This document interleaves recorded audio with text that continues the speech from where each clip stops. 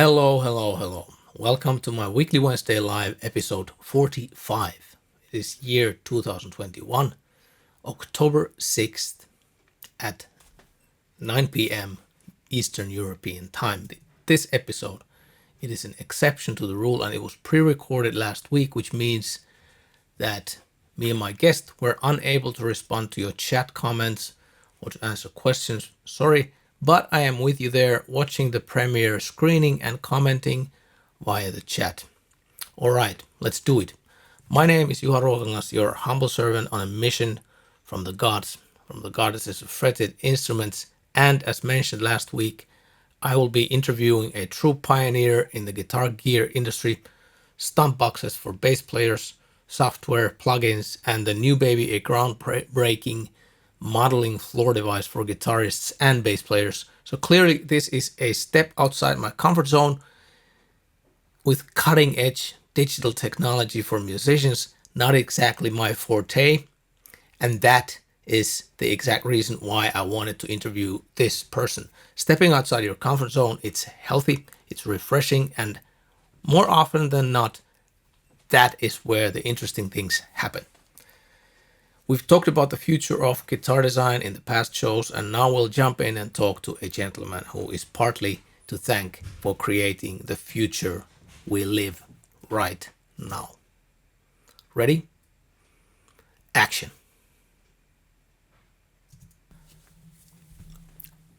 Douglas Castro is the mastermind behind Darkglass Electronics.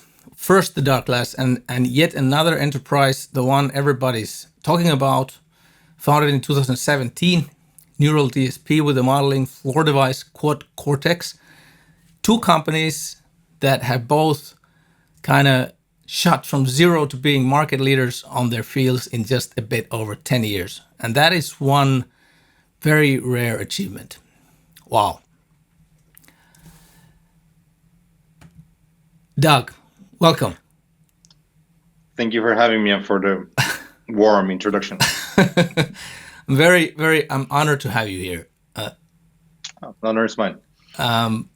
Well, Matias Kupiainen, he told me a bit about at some point. Well, we're friends with Matias for a long time, as you know that, and he told me one time he was visiting here. He told me a bit about the early days, how you and him got to know each other, and about the role Matias had in the very beginnings, in the early days when you moved to Finland. Could you tell us a bit about this time in your life, how things started with Darkglass, and how this time when you moved to Finland and all this? Yeah, it was very crazy. Life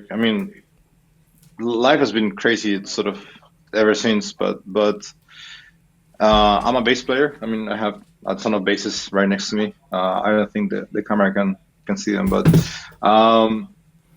yeah, I've been a bass player for over 20 years now, and I always had a big interest for engineering and science and technology in general. So when I was in high school, two things happened when I was in high school. One, I realized that I wanted to be a professional musician, but I also developed a very, very deep passion for physics and electronics.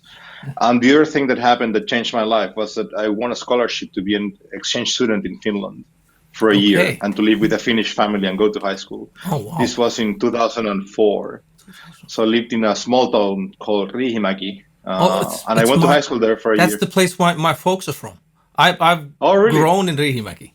Wow. Okay. Awesome. Wow. It's a small world. We went to the same we probably went to the same high school then. Yeah, exactly. Riihimäki and Lukio, yeah. Exactly, the same place.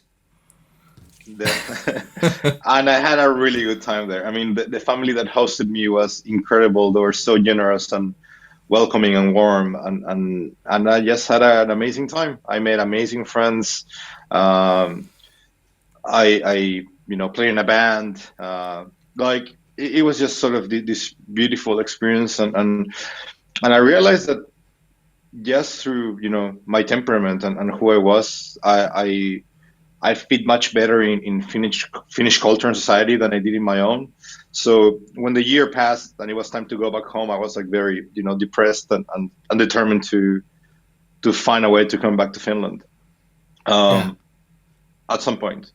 And then, this is in high school. So I go back home, I finish high school, I go to school to study electronics because I decided that, electronics and music go well together because I love gear as well. So I can maybe design my own or fix my own gear if I decide to go and try to be a Yeah. pro bass player. And this was Um, in Chile, in Santiago, right? Yeah. Yeah. yeah, this was in Santiago. Yeah, Yeah. this was 2005, so a year after I first moved here. Yeah. Um, and the interesting thing that happened there was that my passion for music and playing bass never, dwindled, but my passion for engineering sort of like blew up, and I realized that I was just as passionate, if not more, about learning how to be a good electronics engineer than I was being an amazing bass player. And that's when the first sort of that's when the I don't know the impetus to found Darkglass started because I started designing my own bass distortions and I just wasn't happy with the sound I was getting from commercially available bass distortions at the time. And this is 16 years ago. It's changed a lot since, Yeah. but back then you had like a couple of options. And none of them were my flavor, so I decided to make my own. This is still in Chile in I don't know 2007, 8. Um, and yeah, it was like this from the moment I started until the so let me retrace my steps. I graduated from school in 2008, early 2008. I had a job for 1 month as a service technician, and then I realized that I really need to give this music gear a go because I Hmm. was going crazy working 9 to 5. Um, so I quit my job and I make the decision that I will design the best bass distortion for me. The sound I had in my head, I will actually go all in and work as hard as necessary to make it happen. So I quit my job. I was really really nervous to tell my parents, but they were very supportive. Um, and to pay the bills, I was doing repairs and Yeah. building clones and Yeah. stuff in the mornings and fixing tube amps and well, I mean I was fixing Yeah. anything that like if you had $50 and something broken, we were best friends. So anything to pay the bills. So during the mornings I was doing that from like I don't know 8 a.m. until 1 2 p.m. Yeah. And then from 2 p.m. to midnight I was designing my own stuff and it was really intense. It was like 6 7 days a week, Yeah. 12 14 16 hour days. I can relate to But I that. loved I it. remember. Yeah, Yeah. I'm sure you can. uh, but it was so much fun, and I mean the process itself was really fascinating because it was the first time that I dove really deep into something and I had this like obsession that until you scratch the itch, there's nothing else that matters in your life. And I was Yeah. really not a good company at the time because all I could think and talk about was this project I had. Um, so yeah, it was very intense, but it was incredible because after a year and a half, I had it's still sold this day, the Microdubs B3K, which is sort of the foundation of a lot of the Douglas products to this day. So it's crazy that this project that I had when I was Yeah. like 20 years old for a year and a half, now sort of became a company, and that was really really crazy. So I designed that circuit, and through doing repairs and selling a few pedals, my family also helped me with a couple $1,000. I saved enough money to be able to move back to Finland, buy my Right. tickets and everything, and in 2000 late 2009, I just hop on a plane, move here, jump into the abyss. Basically, I had no idea what to expect. Yeah. And you started making the first Darkglass pedals made in Finland. Darkglass pedals. If I understood correct from Matthias, so you started out basically at his studio. You had a bench, and that's where the Darkglass electronics existed as a Yeah, like a yeah, that is true. So. my best friends from my exchange year in Riihimäki, Yeah. they were friends with Matthias also. They were in the metal scene and they had a really good band called Whispered. Right. Yeah. Yeah. And they did their first sort of proper album with Matthias. Matthias produced it. Yeah. Um, so we had a link there. And also a friend of mine from Chile, who's actually now my partner and co-founder at Neural, he was also an exchange student in Finland from Chile a couple of Okay. years after I was. What's going He met on? Lauri. Yeah, crazy, right? Uh, and he had met Lauri Porra. Yeah. Yeah. Yeah. My friend lived, I think, in Joensuu or something. Like it was, you know, like very, very like Yeah. far from where I was. And him and Lauri stayed in touch on Facebook. So the artist played a show a month before I was moving here. And Yeah. Pancho actually got Lauri to go to my flat in Santiago to test my prototypes, and he liked them too. So, Yeah. and Lauri invited us to the show, which is where I met Matthias. I think Matthias and I would have met because of my friends in Riihimäki, but it was great that we met Mm. before I moved here. Yeah. In Chile, we had a few drinks, a few beers, and I told him, you know, dude, I'm moving to Finland a month from now, and he was like, oh, like you should come to my studio and grab a beer. Like, send me a message when you're here. We can grab a beer in my studio. I can show you around. And you know, I moved here. I sent him a message. We meet a couple of weeks later, and I told him that I'm looking for a place to work. You know, that I have these pedal designs, and I like to build a company Yeah. selling them. And Matthias says, you know, actually we have this like really little room where we service the equipment in the studio, but it's largely unused. And I think you can rent it for like, I don't know, they rent it for like, I don't know, 150 euros a month. It was truly, truly cheap. It was nothing. They were doing me a favor. I mean, they didn't need me there. So, um, and that's how we got started. Yeah. And it was the beginning of not only my company, but also a beautiful friendship. The guys in 5x5, Mm. um, Paavo, Tertu, Pertu, Yeah. Matthias, Kalle, they helped me out a lot, man. Like not only through giving me feedback on my products and you know showing my prototypes to whatever famous musicians were Yeah. around in the studio at the time, but when things went wrong and you know I had no money, they would buy me food and they would lend me Wow. $20, or if they would ask me, hey, let's go to the bar. I was like, dude, I have 2 euros right now, like to my name. My net worth right now is 2 euros, literally a coin on my pocket. Matthias says, dude, I'll buy you a couple of beers somewhere. Yes, let's have some fun. So they were very, very supportive and they were truly like family, you know, like I was here Right. sort of alone. And they took me in and nobody knew that Darkglass would, you know, become what it is. And then Yeah. like, I mean, I had all these dreams and goals from the get Yeah. go, but I mean, if you would have seen me back then, like basically homeless, like you could have never thought that, yeah, this guy is onto something. So So they did it. They did it out of the kindness of their hearts. You know, they're yeah. just amazing, good human beings, good people, and I was very lucky to Beautiful. run into them. Yeah. Yeah. Yeah. Beautiful. Well, okay, so you and I we've met, I think it was in 2013, maybe. Not sure about that, but that's, when I checked a couple of days ago, and I asked you to be interviewed, and I checked if I have your phone number. And then I checked text, that I will text message, and I noticed that the first text message you've sent me, a text message with and your number in 2013. That, hey, this is Okay. Doug. Here's my number. So this must be the time when I remember you visited our shop, and we had lunch together with Harri Koski from Mad Professor. Isn't that right? Yes. Yeah, yeah. Yeah, Here that's here right. in Turenki, and Mhm. yeah, and at that time, well, Darkglass is in existence for sure, and it was still a very young company, but things had started growing already, and have been growing since exceptionally fast for Darkglass. So why?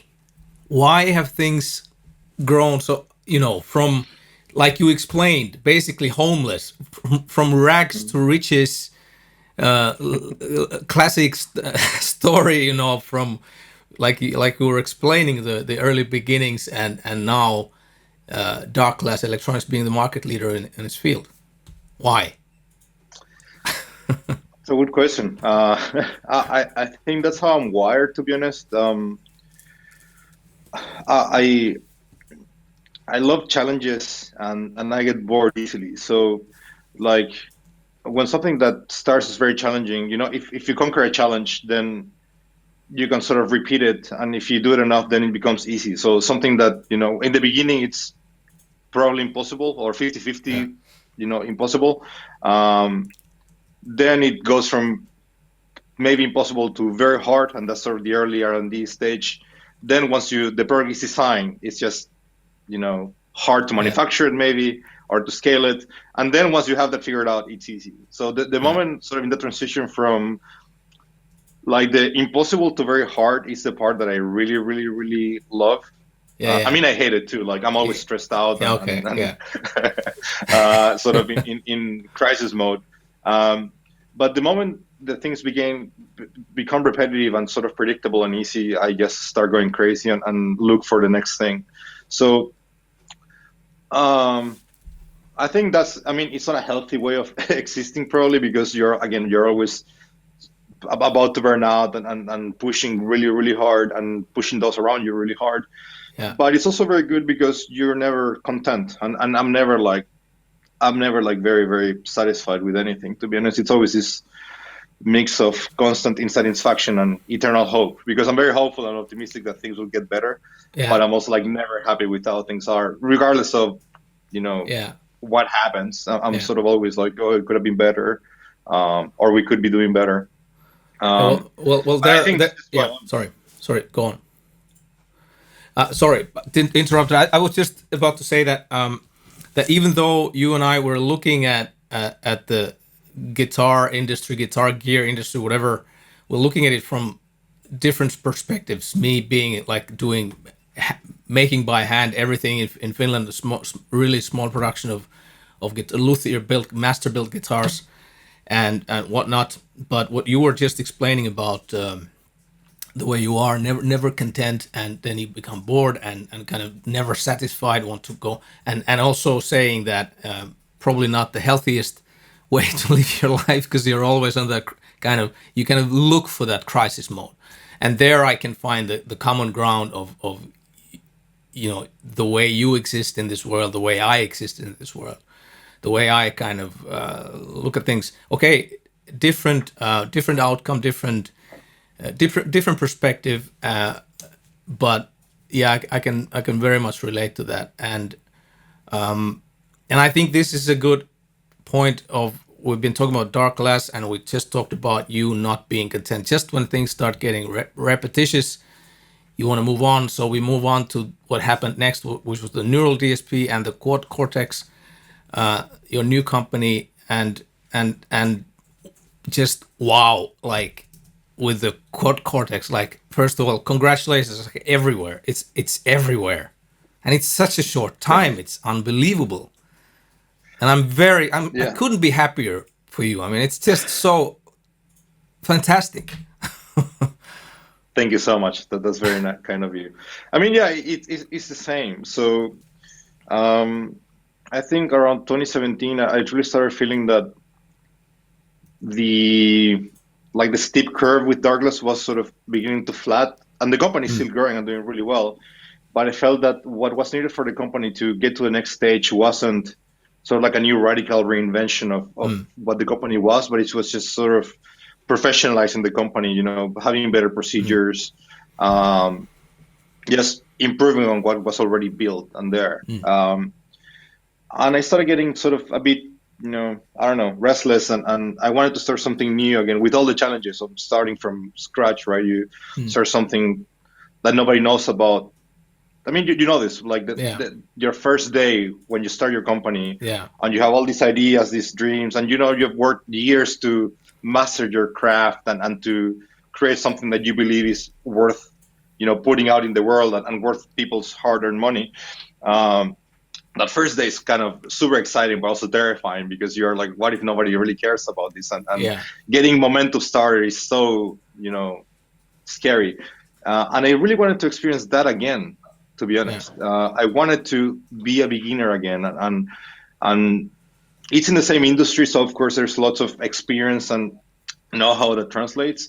Um, but I really wanted to transition from being like an engineer and product designer to running a team and Yeah. sort of being more in a leadership position. And not because I like to, boss people around. Actually, I don't think I particularly enjoy leadership, but I just wanted to challenge myself and see, like, can I be a good CEO? Mm. And run a team that's bigger, and also the idea for the Quad Cortex was something that was in my mind for a long time. And when you start becoming obsessed with something, and first it's like a cool idea, and then you Yeah. start maybe drawing some things around, just start looking at competitors, and Yeah. after 6 months it was all I could think about. So it was this sort of perfect time of things like that was being really stable, and going well, me being a bit restless, and also having this like really cool idea that I really wanted to Yeah. take a crack at. And that's how we started. I mean, my co-founder, Francisco, he's incredible. He used to work for me at Douglas, so we had Yeah. worked together for a long time. Um, sorry, one second. Hey, sorry, I'm doing an interview. Thank you. No worries. Some maintenance guy came to fix the door. No It's worries. like my door is actually not broken. It's the door next door that needs fixing. Uh, yeah, so I mean, yeah, Francisco and I had worked together at Darkglass, and he also had great ideas for plugins, and I had the idea for the Quad Yeah. Cortex. So I thought, let's these two ideas go together and fit. They don't fit Darkglass really well because they were primarily guitar products, and I think one of the things that made Darkglass what it is being a company by bass players for bass players, and I didn't want to, mess with that.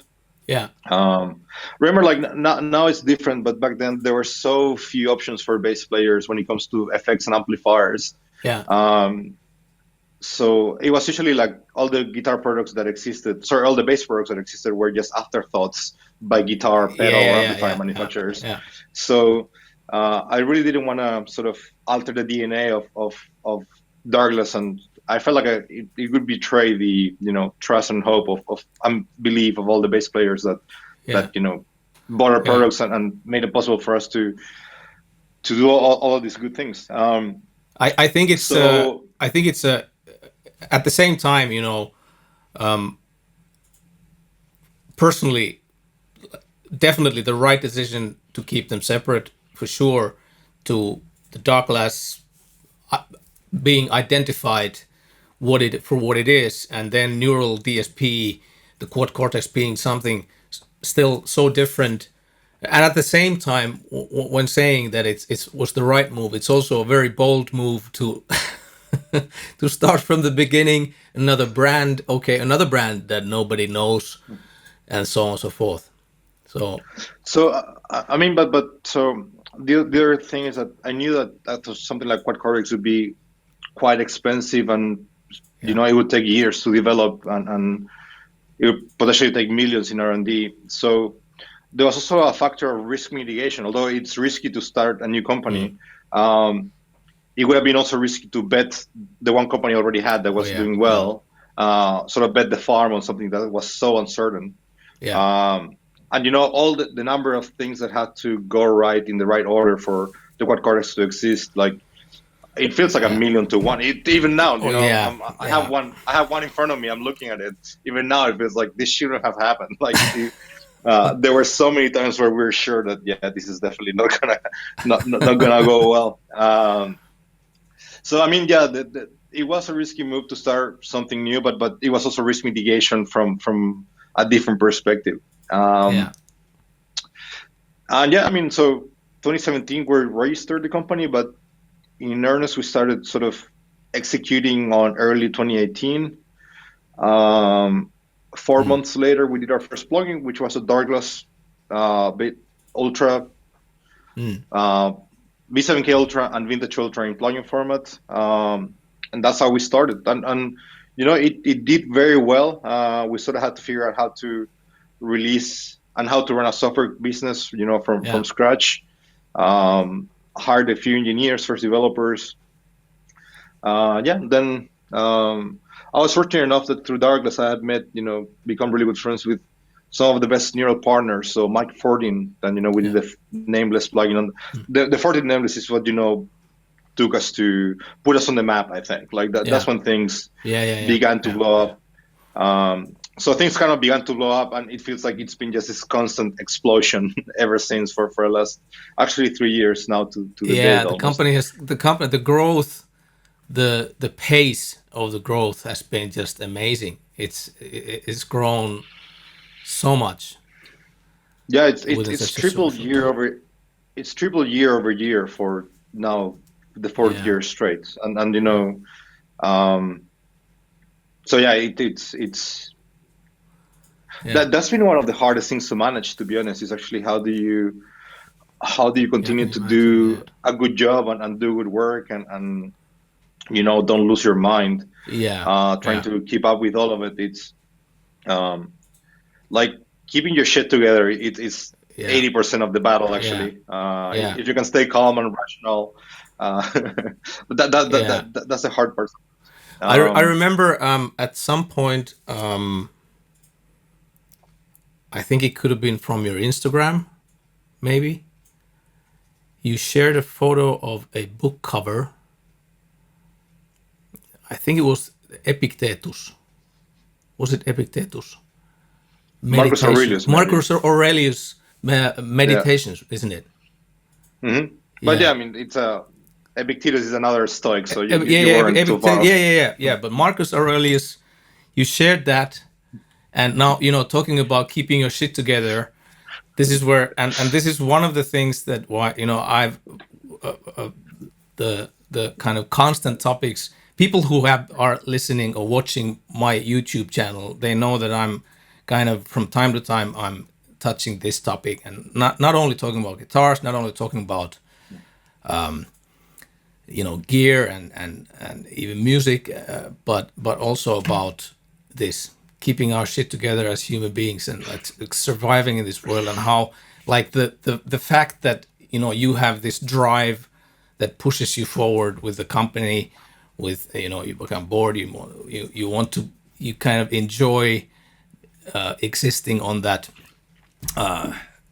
in that crisis mode, which I recognize as well. It also tells something about us as human beings. It tells something about our childhood. It tells something that the way we've grown into this world, and it's sometimes it's also hard to cope with that, and so I remember I just can't remember word to word, but you were saying something about Marcus Aurelius, the book. You were saying something that why haven't you found this before, or something, that this is like the most important stuff ever. So that's something, it's at the very basic level of why we're here. And yeah, Yeah, I agree. Like, I think discovering like Stoic philosophy felt like my operating system got an update. It felt like sort of like a better way of yeah, you know doing everything.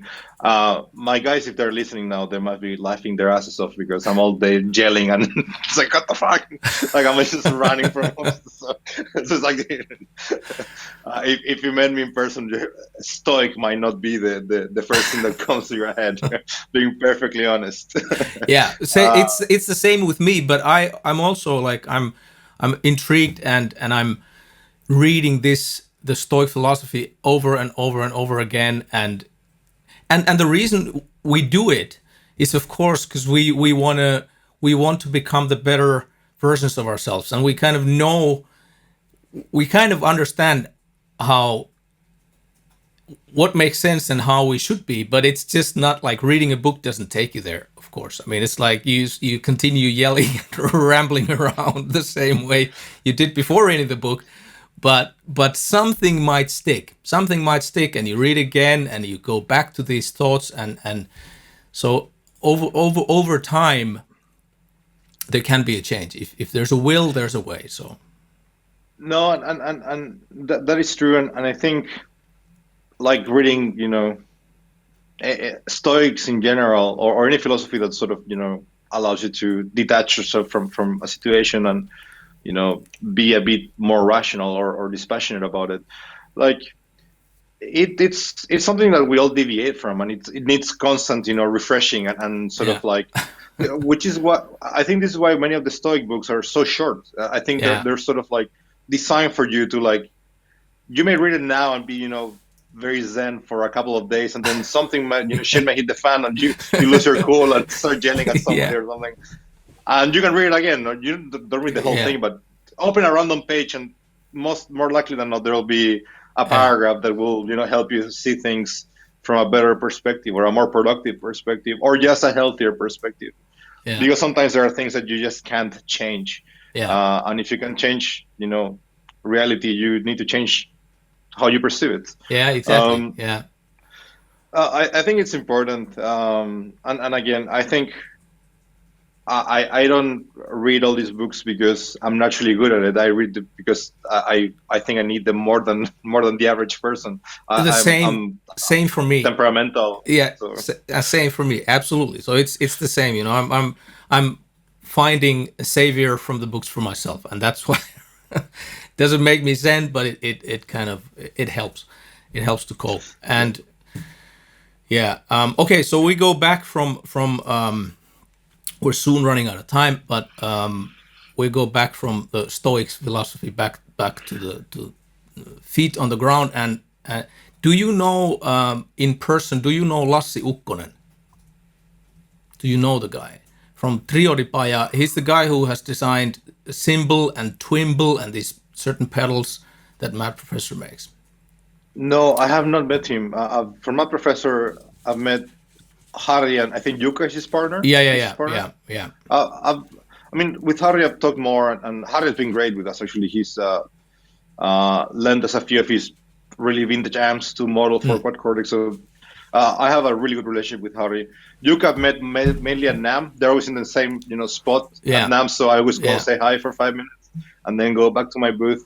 But no, I have not met the designer actually. Yeah, yeah. The Lassi Ukkonen, he has only designed a couple of pedals, a few pedals for Matt Professor, and he's more he's a guy who has he's a legendary, like a really well known old school tube technology specialist in Finland, who has been modding and repairing amplifiers for the well, basically for everybody in Finland, professional musician. I mean, he's been doing that. He's in Kuusankoski, not in Helsinki. He's in Kuusankoski, a bit like on the further to the east. And well, Lassi is someone who we've been working with him.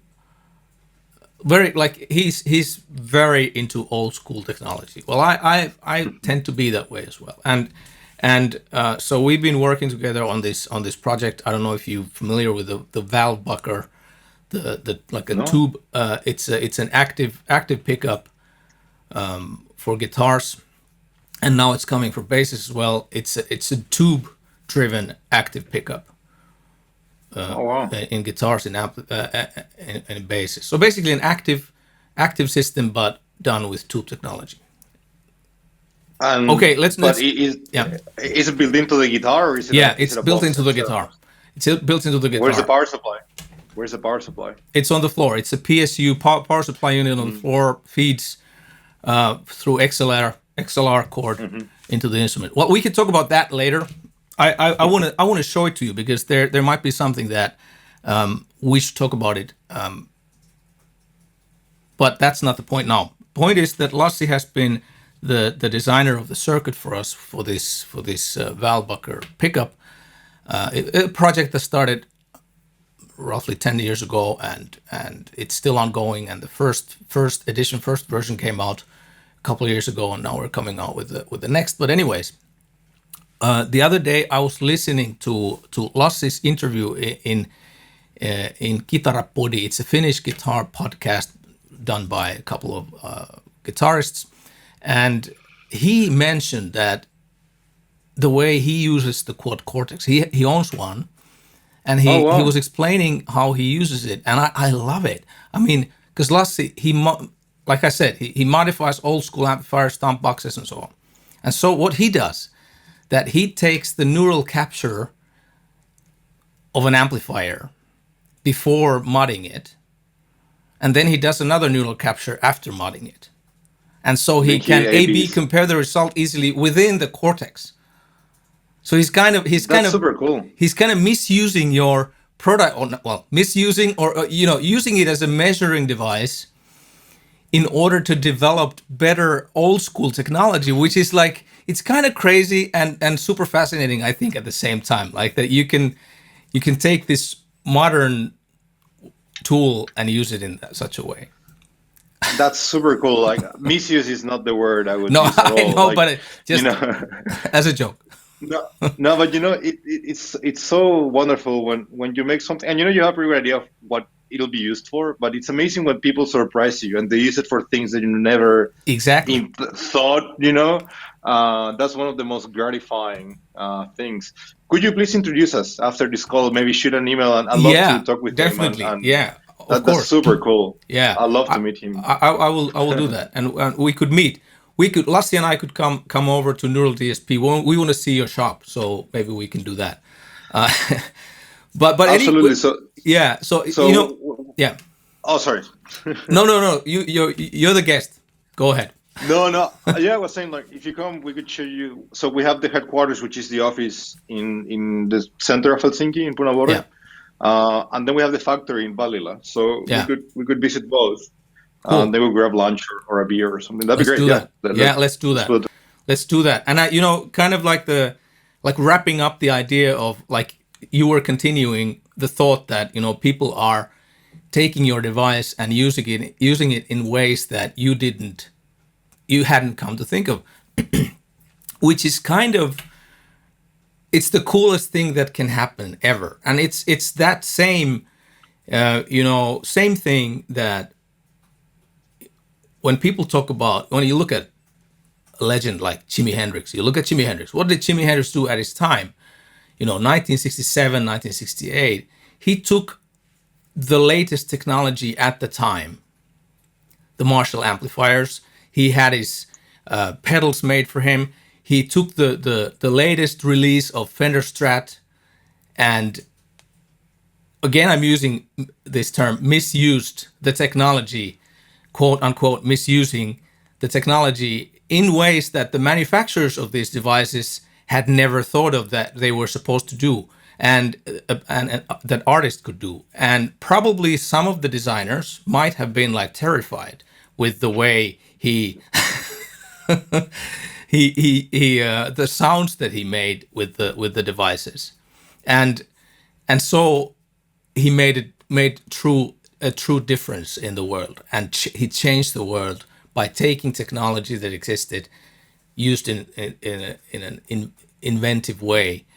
And with your device, with ever what the Quad Cortex, for example, the same is happening in the modern day. And looking at some young players, like there's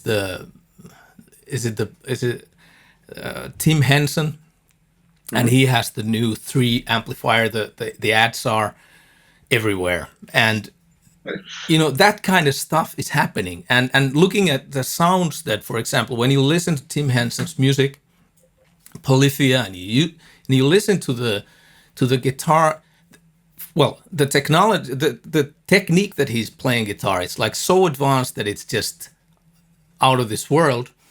And at the same time, the sound, the sonic atmosphere of what he's doing is very unlike anything old school. It's not. It's more like like hi-fi, and very definitive and very distinct, different. Almost doesn't sound like a guitar. Yeah, and that's the thing with Tim is that he's not very influenced by guitar music. I mean, he's of course, like he plays guitar, world-class guitarist, right? Yeah. Yeah, absolutely. But I think these days, sort of what inspires him most is, rap and other styles of music. And I think that's when wonderful things happen, is when you make these very unusual or improbable, counterintuitive combinations of things. Technology happens the same way. You have a chemist talking to an electrical engineer, and you get a new type of device. So, like, I mean, you can go back in history, and most of the most of the big technological breakthroughs were not sort of one vertical being developed to the extreme, but it was actually this combination and overlap of multidisciplinary efforts. Yeah. Um, and I think one of the goals I had when founding Neural was actually to create a multidisciplinary team. So have machine learning engineers, mathematicians, hardware engineers, manufacturing experts, all working together in one thing, and just sort of Yeah. having everyone bring their own perspective and expertise to make something that's greater than the sum of the parts of its parts. Um, and yeah, it that is like one of my favorite things to see actually is Yeah. when you go to a meeting room and you see guys that they would have in the university they would have never hung out together because they were in completely different departments now collaborating on Wow. something Yeah. that could be very Yeah. cool. Sounds great. Sounds beautiful. Can't wait to visit your headquarters and the factory. Will be really interesting. Will be really Let's put interesting. it together. We can Let's text do it. after Yeah. this, and Yeah. we'll arrange a date. Yeah, Yeah. Let's it'd be do it. great. Yeah. And I think you're running out of time, isn't that right? Yeah. Yes, I have a very boring sort of like business meeting in 4 minutes. So this was really fun. It was a real treat It's and a nice break from the day. it's been really wonderful, and to close off with the closing words from you, what is next for neural DSP? I What is mean, next? there's still a lot of work to do with Quad Cortex. We Yeah. have a lot of cool features that we want to add, and we're working really hard on doing that. So for the first, we have some really cool plugins coming as well soon. So yeah, we'll just continue to do our thing and push the envelope and just try to make the best products for our users. Yeah. That's it. It's as simple as that. Yeah, it's as simple as that, because it's at the end of the day, it's about making music. It's about loving music. Like what that's what kicked you into this crazy business, and that's what Absolutely. kicked me into this crazy business. And yeah, love for music and making music, and that's what we're here for. Okay, Doug, it's I been agree. really a pleasure, and I'm so happy for you, and I'm happy that you're bringing these wonderful devices to the world, and despite the fact that I told that I'm kind of tend to be leaning towards a lot of old school stuff, but I've been eyeing that Quad Cortex for since it came out, and I'm really intrigued, and I one day I have to get one. That's for sure. We can Yeah. do a maybe we can do a trade. Yeah, let's Because work on that. I've had an eye on your stuff for a while too. So let's We'll talk. let's talk offline and yeah, We'll talk about that. Okay, we'll make a cool. deal. Okay, great. Cool, man. Okay, Thank you Doug, for having me. have a great day and You too. see you soon. Bye. Bye. Bye. Thank you, Douglas Castro. It was a pleasure. A lot to think about. Remember now when I did that interview, that was last week, Thursday, and I am recording these afterthoughts on Friday. So instead of talking to you live, I get to watch the interview with you now on Wednesday, which is kind of weird, these time warps. Anyways, doing the interview is a different experience from watching one. Knowing me, I'm probably making notes as we speak and will be reflecting back on the stuff Doug talked about on the coming days. So now I keep this ending for the episode short and don't spoil the good feeling of the interview. We'll see you again next week. Thank you so much for your support. Take care of your loved ones. Be well. Stay safe. Peace, love, and good music.